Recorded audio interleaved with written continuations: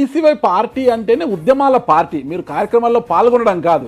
రామచంద్రరావు యాదవ్ని ఎప్పుడు అందరూ కూడా ఉద్యమ నాయకుడిగానే చూస్తారనమాట. ఇప్పుడు చాలా సమస్యలు ఉన్నాయి రాష్ట్ర వ్యాప్తంగా కూడా. మీరు ఎందుకంటే జాతీయ పార్టీగా మీరు పేరు తెచ్చుకున్నారు. అంటే ఈరోజు రాష్ట్రంలో డిఎస్సి ఇష్యూ పెద్దగా జరుగుతోంది మనకు.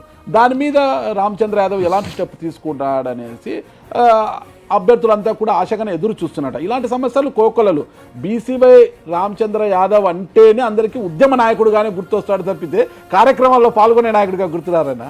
అన్న, డిఎస్సికి సంబంధించిన వ్యవహారంలో ఉన్న అవకతవకల గురించి, అవినీతి గురించి ఈరోజు కొత్తగా కొంతమంది పార్టీలు నాయకులు మాట్లాడుతున్నారు. కానీ ఆనాడు డిఎస్సి నోటిఫికేషన్ తీసుకొచ్చినప్పుడే ఇందులో ఉన్న లోపాలు, ఇందులో ఉన్న లోపాయకారి ఒప్పందాలు, అక్కడ జరుగుతున్న అవకతవకల గురించి పూర్తి స్థాయిలో ఉద్యమించింది బీసీవై పార్టీ. అదేవిధంగా డిఎస్సి అభ్యర్థులతో కలిసి విజయవాడలో ధర్నా చౌక్లో ధర్నాలో కూడా పాల్గొనడం జరిగింది.